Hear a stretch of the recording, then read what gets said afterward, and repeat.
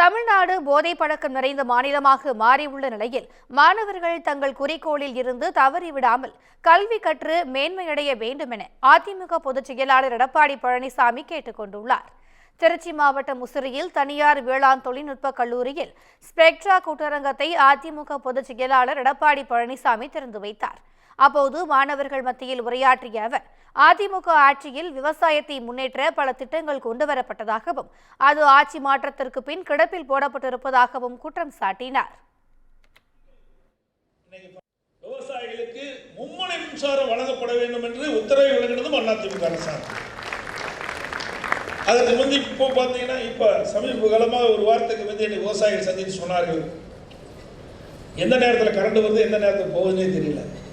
ஒரு பக்கம் வேளாண் உற்பத்தி பெருக்கணும், அதுக்கு தேவை நடவடிக்கை எடுத்தோம். மற்றொரு பக்கம் படித்த இளைஞர்களுக்கு வேலைவாய்ப்பு உருவாக்கி தருவதற்காக தொழில் வளம் நிறைந்த மாநிலமாக உருவாக்கப்பட்டது அதிமுக ஆட்சி இருக்கின்ற.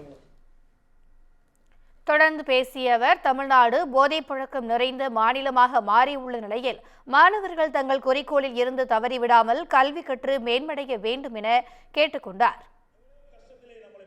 உங்களை நம்பித்தான் அந்த பெற்றோர்கள் இருப்பார்கள், குடும்பம் இருக்கும். அதையெல்லாம் உணர்ந்து இந்த படிக்கிற காலத்திலே நம்முடைய சிந்தனைகள் எங்கும் சிதறாமல் கல்வியிலே செலுத்தி திறமையாக நீங்கள் படித்து முன்னேற வேண்டும் என்று இந்த நேரத்தில் கேட்டுக்கொள்கின்றேன்.